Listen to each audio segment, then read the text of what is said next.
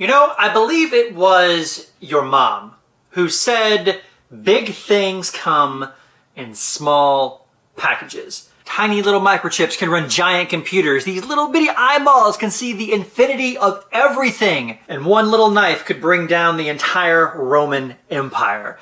Board games have toyed with this. They either go for the big and honkin' or the little and tiny. And sometimes it doesn't really matter if a game is small or if a game is big. You could have this big, giant, so many minis and big, giant boxes and tons of rules, but it ends up ultimately being a shallow experience. But on the other end, you could have a very small box with juicy and meaty components, and that tiny box can produce a larger experience than some of its big box games. Admittedly, a lot of game companies use the size of the game as a gimmick. So I'm looking at you, Tiny Epic, most of the stuff. And also I'm looking at you, Simon. A lot of games will just be big for the sake of being big and small for the sake of being small. And they don't do anything with it. I feel like a lot of the Tiny Epic games could be regular Epic games and they would sell just as well, but it's the gimmick that gets you. Today we are going to talk about a game that comes in a very small package, but we're going to determine whether or not that's just the gimmick or if they do anything interesting with it, and if that's enough to stay on my shelf. Ladies and gentlemen, welcome to another episode of The Hard 100, a video series documenting the culling of my collection from what it is to what it's going to be, and that is a hard 100 games. Today, let's find out if I have just enough space to slip one between the cracks as we take a look at Micro City.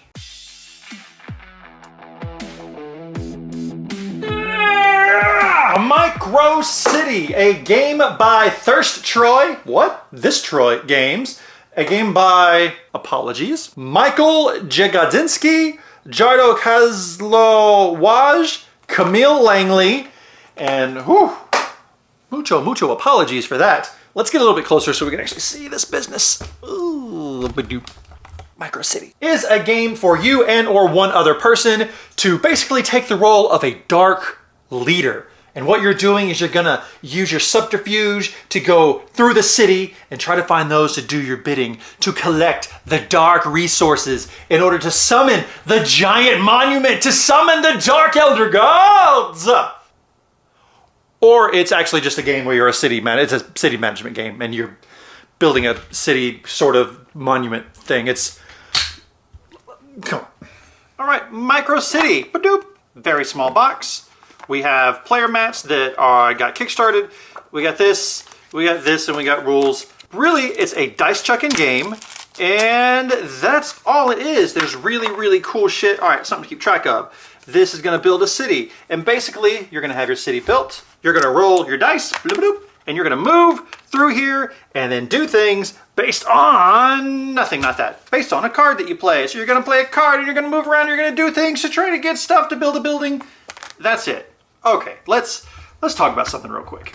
First off, could you imagine if I just ran through the whole game, just the camera, static shot, pointing at the game, telling you how to play the game? How fucking boring would that be? I can't believe people do that. All right, so you have your cards. Cards are very important. Now, what's really cool is at the beginning of your turn, you're gonna pick a card. This card does two things. One, first look at the top. You see that shit right there? That's how many spaces your dude can move on the map. The map here, why do you want to move around? We'll talk about that in a second. And then, if you look at the bottom, this is, I think, where the game really shines. At the bottom, you have two things you can do based on the card that you played. Same cards and everything. All right, come here. Come on. All right, come get snug with me, because it's tiny and you can't see it. All right, so you played your card, you moved your dude. Now you can do this action here. We'll talk about that. Just pay money to get a thing, doesn't matter. But look at that. Every card also has a die side. And remember those two dice that you rolled earlier? These honking things? That will depend on if you do the top bot or the bottom bot. You can always spend a die to do the bottom bot instead of the top bot. And the bottom bots are going to be better versions of the top bots. And you're going to want to do these. And you got to figure out if I'm going to do it. But wait a minute. Why do I have two dice if I'm only playing one card per turn? I'm so glad you asked. Because that's where this goes. So if you look on the city board thing, oh, look, there's dice up here too. Oh, so not only can you do the super fancy thing there, but if you spend a die, you can do an extra fancy thing. So many fucking fancy things in this. All right, So before we go too much further, we need to talk about how you're actually going to roll these dice. Because there's a lot of different ways you can do it. Let's take a look at some of the options. There's your generic roll. There's your droppers. There's your hip hip hoorays. There's your shooters. There's your loose gripped mind the shaft. There's your thinkers. And there's also your absent-minded, forgot what they were playing, forgot where they were kind of die roll.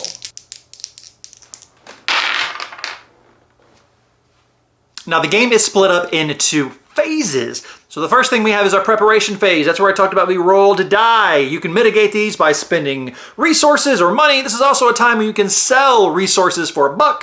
And that's pretty much all it is. You're just prepping for the phase. Next, we have the project phase. That's when you play DCL project cards we talked about. And as I mentioned, you move your dude, you do the thing, or you can do the thing at the bottom if you spend a die to do so. That was a thing you've never seen. That means it can be anything. If you're out of cards, you do not want to play any cards, you can instead take the cards back and then move your little duder to an adjacent space, just one spot. That's all you gotta do. You move them out of the way and then you're done. And then we go to the investment phase. This is when you can actually possibly do the action on the card. You can do the regular action or the advanced action if you want to spend the die to do so. And in the final phase, you'll place an investment marker on the spot that you are on, because if there's an investment marker on a spot, you can't do the little city actions on them until you move those, and there's a way to move those, and you just keep going and getting these delicious resources until you have enough resources to build a thing.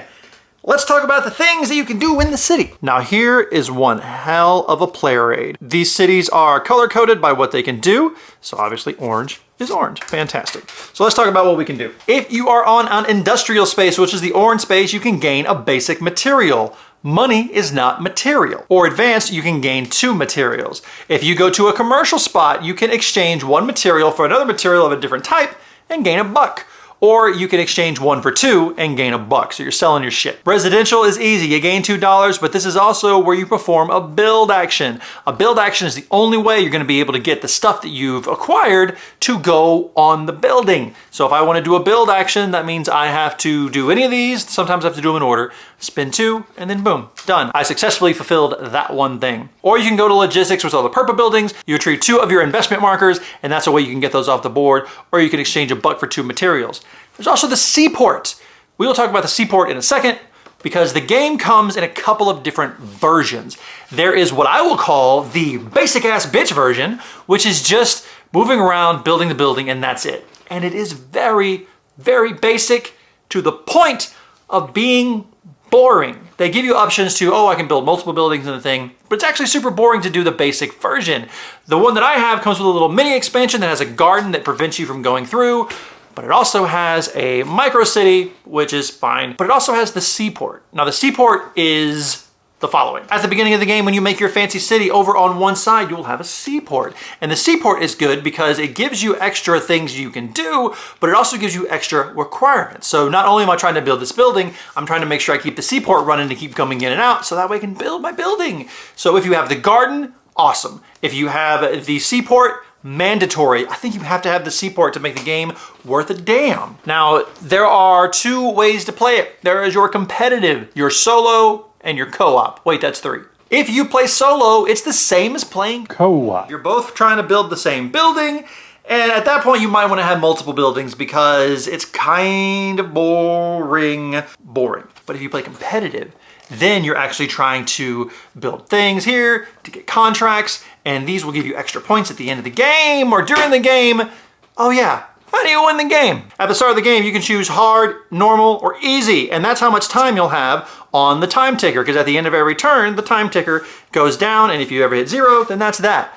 Here's the thing though, I would recommend just playing the fucking game. It doesn't even matter. I would retroactively score yourself to see if you beat it on normal, easy, or hard, because it doesn't really matter. It's the same thing basically. I don't want to choose to do a hard game and it's 11 and I lose the hard game and then stop when I know I could have won in another turn or 2 and then I would have beat the normal. I prefer just starting at 0, seeing how hard you go, but if you ever bust out the easy, then it's your fucking game. Do what you want.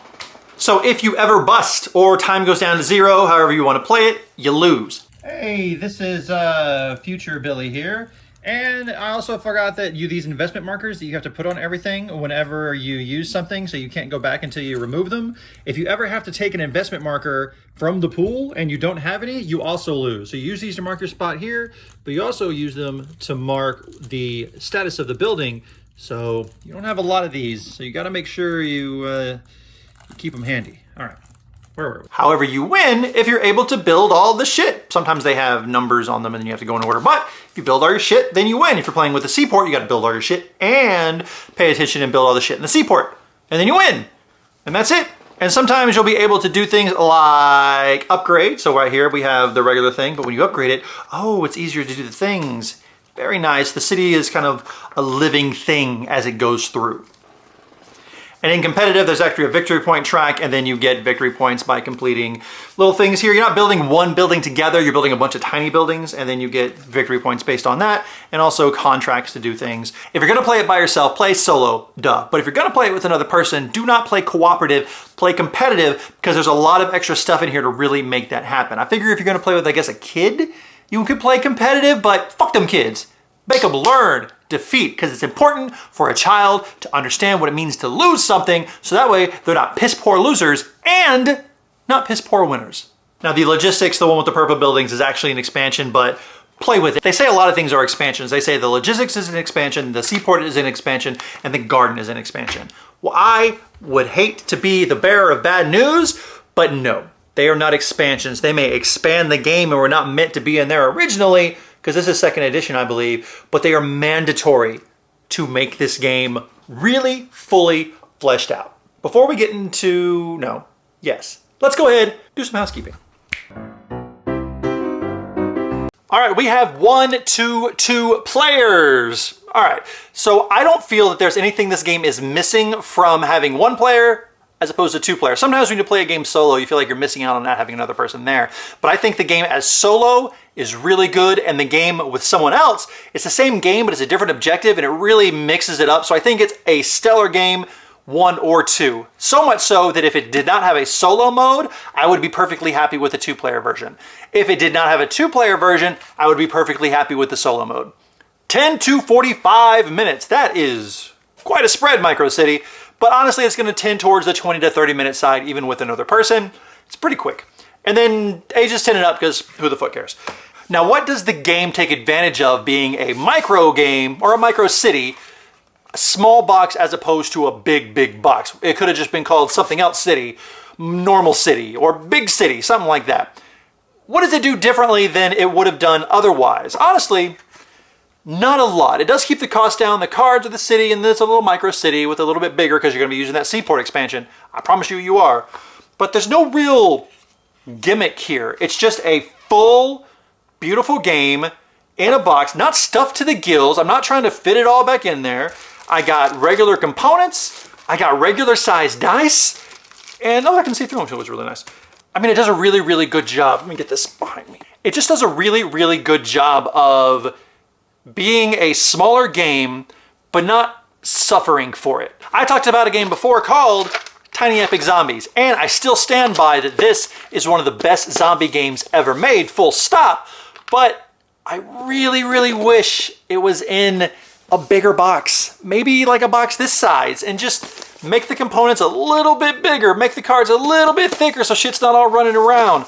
This game back here, I don't think it would be any better by being in a bigger box or a bigger format. I think it takes what it is, it knows what it is, and it does the most with it. Yeah. Do I want anything else out of this box? Not really. I think what's in here is great. Is this game a game that belongs in my collection with all the praises I've been given? Admittedly, it's a bit of a different game than I expected it to be, but in a good way. I love the idea of rolling the die, and I can use those die for the card that I played or the spot that I'm going to land on, and I have to figure that out because sometimes I can't move because I can move up, down, left, and right.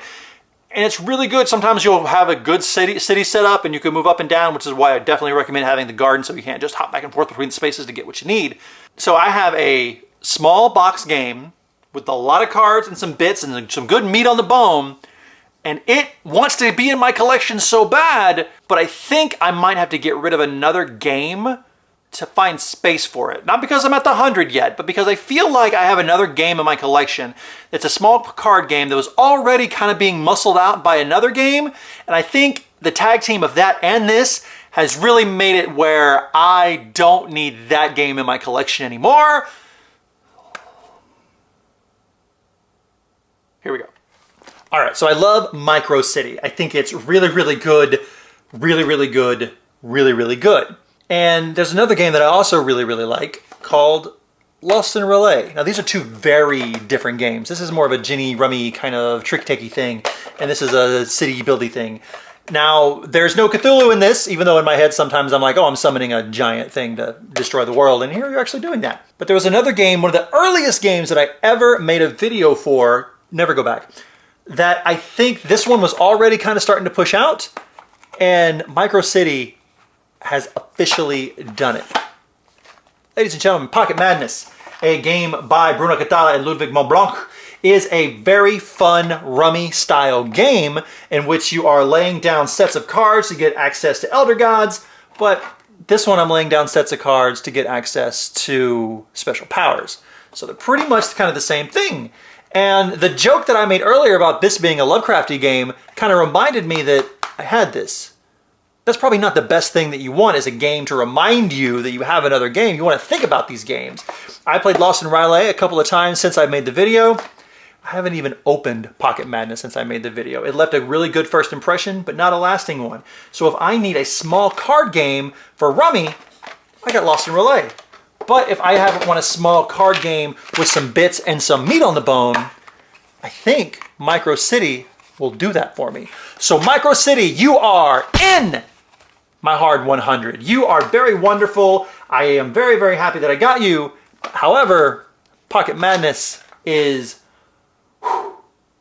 out of my hard 100. So it's replaced this, not because they're the same game, they just kind of fulfill the same kind of itch. Micro City almost kicked out Deep Space D6, but I still really do enjoy playing that game. And this one is one, like I mentioned, I forgot that I had. So Micro City, welcome to the collection. We'll pop you somewhere. I gotta look at all this when I make a video. Look how fucking messy it gets. Ladies and gentlemen, thank you so much for joining me on this, the latest edition of the Hard 100. I hope you and yours are well. Wear a goddamn mask, wash your goddamn hands. Go find a copy of Micro City 2nd edition. Make sure you get all the expansions, because otherwise it might be a little bit too basic for its own good. Fucking latte ordering blonde ass self. Basic ass bitch. But no, this one is a classy ass bitch. She can just be classy. She doesn't have to be a bitch. She's just a classy game. Let's put that back where it needs to be. Peace out.